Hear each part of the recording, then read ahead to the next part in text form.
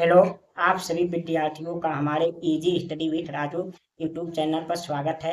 आज मैं आप लोगों के लिए बहुत ही महत्वपूर्ण मैथ का क्लास लेकर आ रहा हूं, जो बहुत बहुत इम्पोर्टेंट क्लास है, जो सभी विद्यार्थियों के लिए सहायक और हेल्पफुल होगा।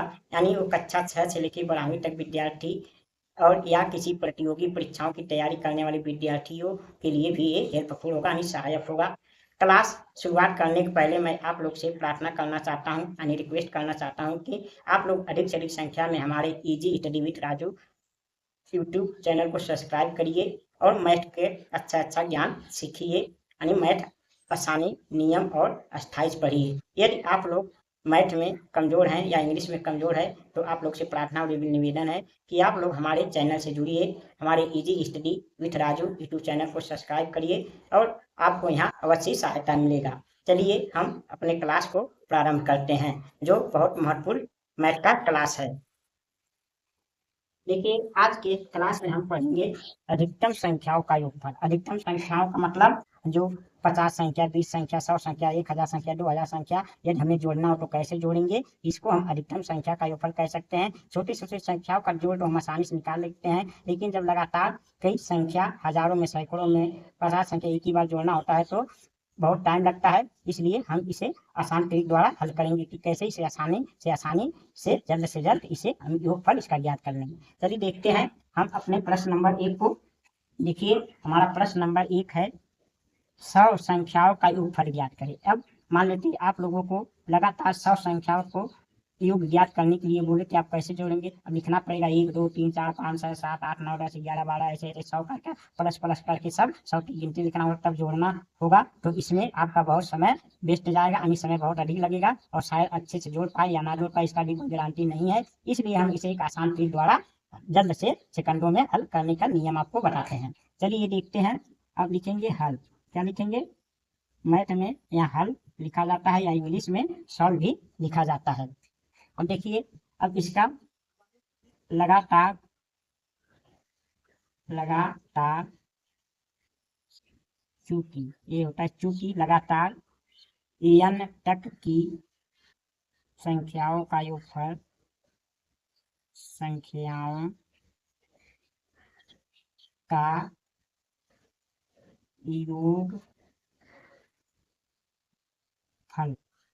योगफल बराबर इसका फार्मूला होता है n कोष्ठ में n प्लस 1/2। बस आपको यही एक फार्मूला याद कर लेना है, जिसके आधार पर आप कोई भी संख्या आसानी से और सेकंडों में जोड़कर बता सकते हैं कि इनका योगफल होगा। चाहे लगातार 100 संख्या पूछे तो लगातार 200, लगातार 500, लगातार 1500, लगातार 1 लाख, किसी भी संख्या को अगर लगातार जोड़ने के लिए पूछा जाए तो इन संख्याओं का इस फार्मूला का यूज करके आप आसानी से सेकंडों में जोड़कर बता सकते हैं। अब देखिए, यहाँ n का मान वो संख्या होता है, यानी संख्या, तो हम n की जगह क्या रखेंगे? एक संख्या रख देंगे और कोष्ठ में यानी संख्या प्लस 1/2 रख देंगे। अब इसे क्या करेंगे?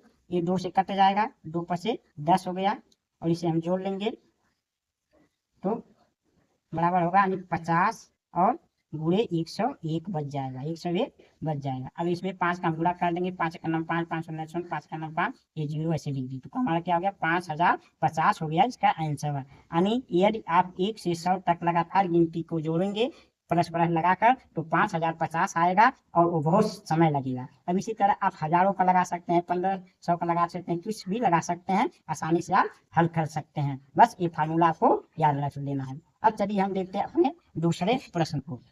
हमारा दूसरा प्रश्न क्या है? 1 से 150 तक की संख्या के वर्गों का योगफल ज्ञात कीजिए। अब देखिए, 1 से लेकर 150 तक की संख्या के वर्गों का योगफल पूछ रहा है। अब देखिए, यदि एक ऐसे 150 लिखेंगे, उनका वर्ग करके जोड़ेंगे तो बहुत समय, शायद हफ्तों दिन लग जाए, आप लोग जोड़ नहीं पाएंगे। तो इसे आसानी से तुरंत सेकंडों में जोड़ने के लिए क्या करेंगे? हम एक ट्रिक का याद करेंगे, फार्मूला को द्वारा लगाएंगे। देखिए, जैसे हल लिखेंगे, हल। अब चूंकि क्या होता है? लगातार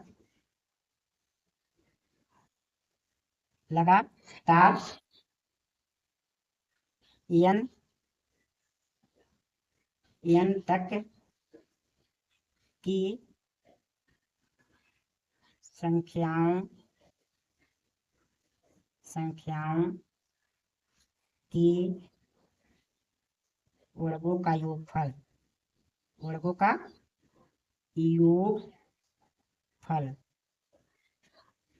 योगफल हम याद करेंगे लगातार। तो वर्गों का योगफल का फार्मूला क्या होगा, होगा n कोष्ठ में n प्लस 1, फिर एक कोष्ठ में n 2n प्लस 1 और बटे 6 होगा। ये फार्मूला यहाँ लगेगा।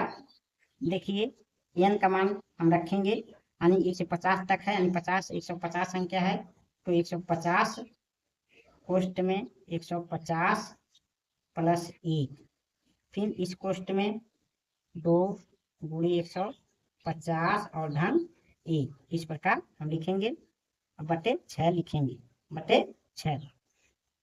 अब क्या करेंगे, हम लिख देंगे 150, अब कोष्ठ में 151 हो जाएगा, और यहाँ कोष्ठ में हो जाएगा 150 गुना 301, यानी 301 हो जाएगा, यहाँ बटे 6 हो जाएगा, बटे 6 हो जाएगा। अब देखिए 6 से कटेगा, 6 दूना ये 12 हो जाएगा, 3 अच्छा 25 30 हो गया, अच्छा 25 30 हो गया। अब यहाँ देखिए हमारा क्या बच गया, 25 बच गया, 25 गुणे 151 और गुणे 301, इतना गुणा कर देंगे, हमारा आंसर आ जाएगा, आ जाएगा। चलिए देखते हैं, यानी अब 301 में 151 का गुणा करते हैं तो कितना होगा, 1 एक में 1, 1 शून्य शून्य, 1 तिया 3, 5 एक 5, 5 शून्य शून्य, 5 तिया 15, फिर 1 0 और 1 तिया 3, तो यहाँ 1 हो गया, यहाँ 5 हो गया, यहाँ 4 हो जाएगा, यहाँ 5 हो गया, यहाँ 4 हो जाएगा। अब इसमें 25 का गुणा करेंगे, तो 25 का गुणा करने पर क्या हो जाएगा, 25 से करना 25 हासिल 2, अब 25 25 25 यानी 27, 127 हासिल 12, 25 चौका 100, 112 को 2 हासिल 11, अब 25 25 125, 25 25 125 यानी 126, 110 यानी 36, 136 को 6 हासिल 13, हासिल 13, अब 25 चौका 100 यानी 113, 113, ये हमारा इसका योगफल हो जाएगा। इस प्रकार हम ज्ञात करेंगे अपने योगफल को। यहाँ 25 का गुणा करना है।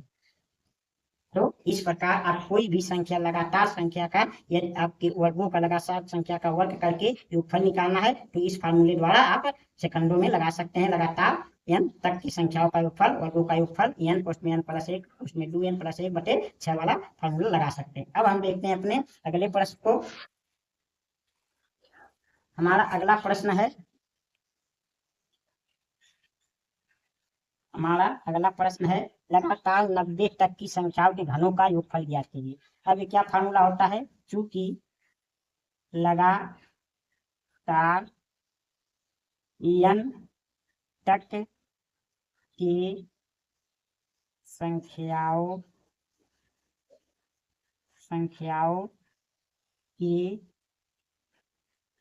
घनों का योगफल, घनों का योगफल बराबर फार्मूला होता है, यानी n कोष्ठ में n प्लस 1 बटे 2 होल स्क्वायर, इस प्रकार होगा इसका फार्मूला। अब हम लिखेंगे n का मान 90 कोष्ठ में 90 प्लस 1 बटे 2 का होल स्क्वायर, अब बराबर होगा 90 गुणे 91 बटे 2 का होल का स्क्वायर। तो ये 2 से कटेगा, 2 चौका 8, 1 2 5 10 हो गया, ये कट गया।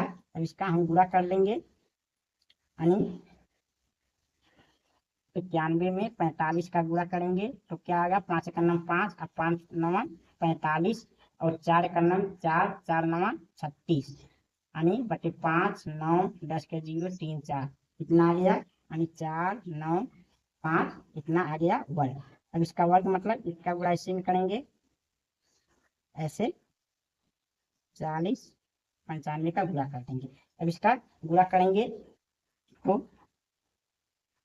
देखिए कितना आएगा 4 9 5 में 4 20 और 95 का गुणा करना है तो 5 पचे 25 ऐसे 2 5 9 45 2 47 ऐसे 4 5 0 0 4 और 5 चौका 20 हो जाएगा। अब 9 पचे 45 को 5 ऐसे 4 9 9 81 4 85 ऐसे 9 0 0 8 और 9 चौक 36 36 हो जाएगा। अब 0 0 0 0 हो जाएगा। 4 पचे 20 हासिल आए 2 4 9 36 2 38 हासिल 3 4 0 0 3 और 4 चौका 16 हो जाएगा। अब इसे जोड़ेंगे तो क्या आएगा 5 12 के 2 9 10 के 0 8 1 9 8 9 9 यानी 16 का 6 16 6 6 1 7 6 1 यानी इसका योगफल इतना आ गया यानी 16 76 90 25। इसका आंसर इतना आ गया आपका आंसर यानी 90 तक की संख्याओं के घनों का योगफल इतना होगा। यदि 90 1 2 3 4 ऐसे ऐसे 90 तक संख्या दी कर उसका सब घन करेंगे उसके बाद जोड़ेंगे तो इतना आएगा। तो उसमें तो बहुत समय लगेगा। यदि ये फार्मूला आपको याद रहेगा तो आप सेकंडों में लगातार संख्याओं के घनों का योगफल आसानी से याद कर सकते हैं। अब हम देखते हैं अपने प्रश्न नंबर 4 को। प्रश्न नंबर 4 हमारा दिया है 25 से 75 तक की संख्याओं का योगफल ज्ञात कीजिए। अब ये देखिए लगातार नहीं कहीं बीच में से पूछ लेगा, शुरू से नहीं पूछेगा, कहीं बीच में से 25 से 75 150 से 200 500 से लेकर 1000 इस तरह की जब संख्या का योगफल पूछता है तो जो पहला छुट्टा है वो काम नहीं करतेगा तो इसके लिए दूसरा फार्मूला लगाना पड़ेगा। तो लिखेंगे हल हल। तो यहाँ क्या होगा, यहाँ हम ऐसे मान सकते हैं मान लो 25 है, 25 के बाद 26 है, 26 के बाद 27 ऐसे डैश डैश करके 75 तक हमारा संख्या है। तो हम इसे क्या करते हैं ए मान लेते हैं और ए के बाद क्या ए के बड़ा है तो हम यानी डी का मान 1 हो जाएगा। डी का मान संख्या कितना है, संख्या 75 में से 25 घन में 50 एन बराबर 50 संख्या समझिए दिया है। तो ये हम फार्मूला लगाएंगे क्योंकि योगफल बराबर होता है योग फल यानी यस बराबर होता है एन बटे 2 बड़ा कोष्टक में 2a प्लस कोष्ट में n माइनस 1 और गुणे डी। इस प्रकार का फार्मूला लगेगा यहाँ। तो हम क्या लिखेंगे n का मान 50 लिखेंगे 50 बटे 2 लिखेंगे 50 बटे 2 2 गुणे यानी a का मान समझिए 25 है तो 2 गुणे 25 धन कोष्ट में 50 माइनस 1 और गुणे डी सर्वांतर, डी को सर्वांतर कहते हैं उसका मान 1 है। अब हम पूरा करेंगे तो यहाँ 25 आ जाएगा, 2 से कट जाएगा 25, यहाँ हो जाएगा 25 गुना 50, यहाँ बचेगा 49 से करना 50 गुना होगा। अब हम गुणा कर लेंगे तो होगा 25 25 125 125 और ये 0 लिख देंगे और गुणे 49 यानी 125 में हमें 49 का गुणा यानी 125 यानी 1250 में हमें 49 का गुणा करना पड़ेगा। तो 9 0 0 9 5 45 4 9 2 18 4 22 हासिल 2 9 का 9 2 11 और 4 0 0 4 5 20 हासिल 2 4 2 8 2 10 हासिल 1 4 का 4 5 तो 0 हो गया 5 हो गया 2 हो गया 1 हो गया 6 हो गया यानी इसका आंसर हमारा आ गया 61,250 आ गया। इसका आंसर ये होगा।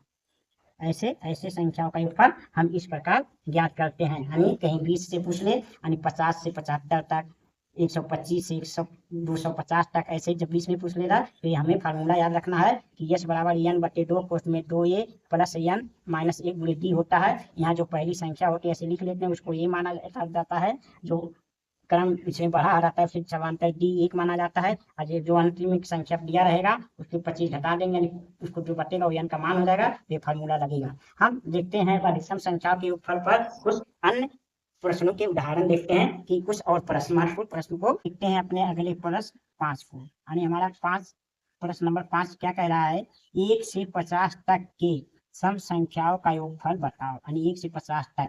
इसका मतलब कहना है 1 से 50 तक संख्या लिखो, उनमें से जितनी सम संख्या है उनको छांट कर उनका योगफल ज्ञात करो। ठीक, यही इसको तक का मतलब यही होता है 1 से 50 तक संख्या लिखना है, उनमें से जितनी सम संख्या है उसको अलग करके उसका योगफल ज्ञात करना होता है तब ये तक लिखा रहता है। मैंने 150 तक संख्या लेना है उसमें से सम संख्या को बताना है, बस इसको आप याद रखिएगा। देखेंगे हम लिखेंगे हल हल। अब हम लिखेंगे यानी एक से जितना भी हो, यानी इसलिए इसका फार्मूला लगातार लिखते हैं, इसे लगातार कहते हैं। लगातार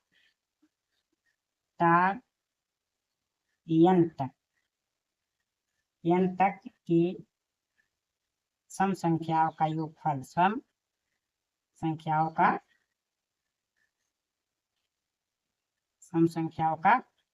योगफल, संख्याओं का योगफल बराबर क्या होगा, n/2 कोष्ठ में n/2 और प्लस 1 होता है इसका फार्मूला। यदि आप ऐसे लिखेंगे तो समय ज्यादा लगेगा। यदि ये फार्मूला द्वारा आप सेकंडों में ऐसे प्रश्नों का हल बता सकते हैं, 1 से 50 लेकर, या लगातार 1000, या लगातार 2000, लगातार 2500, कुछ भी संख्या पूछे तो इस फार्मूला द्वारा आप सम संख्याओं का वर्ग सम संख्याओं का योगफल ज्ञात कर सकते हैं। अब देखिए यहाँ n का मान है 50, तो 50/2 हो जाएगा, कोष्ठ में भी 50/2 हो जाएगा और प्लस 1 होगा, अब बराबर ये 2 से कटेगा तो 25 आ जाएगा, ये 2 से कट के क्या आ जाएगा 25, अब कोष्ठ में ये 2 से कटेगा तो 25 अब प्लस 1 हो जाएगा, तो बराबर 25 और गुणे 26 हो जाएगा। अब 25 में 25 का गुणा कर लेंगे तो यानी होता है 25 छक्का 150, हासिल 0, अरे 0, 25 छक्का 150 होता है, 150 का 0 हासिल 15 बचेगा, 25 गुना 50, 50 में 15 जोड़ेंगे 65, यानी 650 इसका आंसर आ जाएगा, यानी 650 क्या आ जाएगा, इसका योगफल आ जाएगा। यानी ऐसे गुणा करके देख लेंगे, यानी 5 30 हासिल 3, 5 गुना 10, 3 13, 2 6 12 2 हासिल 1 गुना 4 1 5, 0 5 6 600 क्या आया 650 इसका आंसर आया। लेकिन ध्यान रखिए यहाँ यदि आप 1 से 151 पूछ ले, यानी यहाँ कोई विषम संख्या दे दे, विषम संख्या मान के 51 देगा तो भी n का मान क्या लिखेंगे, तो भी n का मान 50 ही रखेंगे। अगर 101 देगा तो n का मान 100 रखेंगे, 105 देगा तो n का मान 104 रखेंगे। इस प्रकार n का मान, क्योंकि अगला संख्या विषम संख्या हो जाता है इसलिए सम संख्या का योगफल गलत हो जाएगा यदि वही रख दे। तो इसमें ध्यान रखिए, अगर पूछ लेगा 1 से 103 तक का योगफल ज्ञात किए तो ये 103 नहीं रखेंगे, 102 रखेंगे, n की जगह क्या रखेंगे 102 रख कर लगाएंगे तो आपका आंसर सही आएगा, ये इसमें ध्यान रखना है। अब देखिए प्रश्न नंबर 6, 125 तक के विषम संख्याओं का योगफल क्या होगा, तो हम लिखेंगे हल। अब ये भी हमें क्या करना है, 1 से लेकर 125 तक संख्या लिखना है, उसमें जो विषम संख्या है अलग करके उसको योगफल ज्ञात करना होता है, इसका मतलब ये होता है तक के लिए। तो हम उसको लिखेंगे तो समय यानी टाइम अधिक लगेगा, इसलिए हम इसके फार्मूला द्वारा लिखेंगे। तो यानी लगातार n तक के विषम संख्याओं का योगफल, संख्याओं का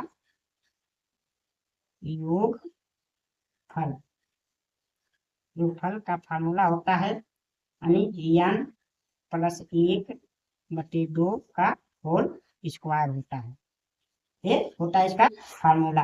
अब n का मान क्या दिया है 125 दिया है और धन 1 लिख लेंगे, बटे 2 कर देंगे और होल स्क्वायर कर देंगे। अब इसे जोड़ लेंगे, 125 में 1 126 हो जाएगा और बटे 2 का होल स्क्वायर कर देंगे। अब 2 से काटेंगे तो 2 6 12 होगा, 2 3 6 यानी 63 का होल स्क्वायर। इसका मतलब होगा 63 गुणे 63 में गुणा करके लिख लेना है। तो गुणा करने में कितना आएगा देखिए, यानी 63 गुणे 63, 3 3 का 9, 3 6 18 को 18, अच्छा 3 18 के 8, अच्छा 6 36 से 37 हो गया, यानी 9 8 8 16 के 6 80 8 1 9 यानी 3969 आ गया। इसका आंसर कितना गया 3969 इसका आंसर आएगा। इस प्रकार से ऐसे प्रश्नों का आंसर लगा सकते हैं। लेकिन याद रखिए ये विषम संख्या है, यदि मानते हैं यहाँ 126 दे देगा, 126 दे दे तो भी हम क्या लिखेंगे, तो भी n का मान 125 ही लिखेंगे, क्योंकि अगला संख्या जो होता है 26 वो सम संख्या हो जाता है, इसलिए हमें एक सम वाले संख्या में सम करके ही लिखना है, विषम वाले में विषम करके ही, क्योंकि सम में अगला संख्या अगर जोड़ेंगे तो विषम हो जाएगा, और विषम में अगला संख्या लाएंगे तो सम हो जाएगा, इसलिए गलत। तो 126 देगा तो भी 125 लगाना है, 104 देगा तो 103 लगाना है, इसमें विषम वाले संख्या में, ये आपको ध्यान रखना है। अब हम देखते हैं अपने अगले प्रश्न की ओर चलते हैं। देखिए हमारा अगला प्रश्न नंबर 7 है, पूछ रहा है 200 सम संख्याओं का योगफल क्या होगा। अब देखिए यहाँ इस प्रश्न में पूछा था 150 तक पूछा था, लेकिन इसमें पूछ रहा है 200 सम संख्या। अब 200 सम संख्या पहले ले लेना है, जो पहला नहीं 2 4 6 8 10 12 14 20 22 78 98 ऐसे ऐसे 200 सम संख्या ले लेना है, इनमें तक नहीं जाना है, बस उस संख्या को छाता है, मैंने 200 संख्या सम 7 के समझो दिया। इसमें हमें क्या होता है, पूरी संख्या लिख के छातना होता है, लेकिन इसमें जब लिखा रहेगा 200 सम तक नहीं लिखा रहेगा तो समझिए ये संख्या स्वयं सम संख्या 60 कर 200 दे दिया, यानी 2 से लेकर 200 तक जितनी सम संख्या होती है 200 सम दिया, जैसे 2 हो गया 4 हो गया 6 हो गया 8 10 ऐसे ऐसे 200 सम संख्या दिया है, इसका मतलब ये होता है। तो इसमें और इस प्रश्न में आप कंफ्यूजन मत होइएगा, तक रहेगा तो इसका मतलब हमें ये फार्मूला लगाना होगा, क्योंकि उसमें से 60 कर समझिए छाटना होता है, और ये जो होता है सम संख्या वो समझिए 60 कर दिया रहता है, बस यही याद रखना है। नहीं तो बच्चे इन दो प्रश्नों में कंफ्यूज हो जाते हैं, इसके जगह पे इसका फार्मूला लिख देंगे और इसके जगह पे इसका फार्मूला लिख लेंगे, तो इसमें आप थोड़ा ध्यान दीजिएगा, कंफ्यूजिंग मत होइएगा। अब लिखेंगे हल, हल है, अब लिखेंगे 200 सम संख्या, यानी तो n सम संख्याओं का योग, संख्याओं का योग फल बराबर, यानी n संख्या, यानी 10 संख्या 20 संख्या कोई भी दे दिया तो फल बराबर होता है n n प्लस ए, ये फार्मूला होता है इसका। तो n का मान 200 है, 200 लिखेंगे, फिर पोस्ट में भी 200 लिखेंगे, फिर 1 लिखेंगे, फिर हम इसे जोड़ेंगे तो क्या हो जाएगा 200 और पोस्ट में 200 1 हो जाएगा। अब 2 का गुणा कर देंगे तो 2 का नंबर 2 शून्य 2 दूना 4, ये 2 जीरो इसके आगे लिखेंगे, इस प्रकार इसका हमारा हो गया आंसर 40,200, इसका योगफल आ गया 40,200। इस प्रकार हम यदि सम संख्या कितना भी दिया हो ये फार्मूला लगा के इसका ऊपर आसानी से ज्ञात कर सकते हैं, यानी 200 150 500 1000 175 1025 कोई भी संख्या दिया हो तो ये फार्मूला लगाकर हम सम संख्या का योगफल ज्ञात कर सकते हैं। अब देखते हैं अपने प्रश्न नंबर 8वें को। देखिए 575 विषम संख्या का योगफल ज्ञात कीजिए। अब देखिए ये भी वही लिखा, लेकिन इस प्रश्न में तक दिया रहेगा, इसका मतलब 100 मान यहाँ दिया रहेगा 575 तक, तो इसका मतलब 575 संख्या हमें लिखकर उनमें से जो जो विषम संख्या होती है उन्हें छाट कर लिखा जाता है, तब ये फार्मूला लगता है। लेकिन इसमें मतलब है 275 हमको छाट कर विषम संख्या दे दिया है, बस उसको हमका छाटना ही योगफल ज्ञात करना। इन प्रश्न में इस प्रश्न और इस प्रश्न में ये अंतर होता है, आप लोग थोड़ा ध्यान दीजिएगा, कंफ्यूज मत होइएगा। देखते हैं इसे प्रश्न नंबर 8 को हल करते हैं। हल अब चूंकि होता है n विषम संख्याओं का योगफल, संख्याओं का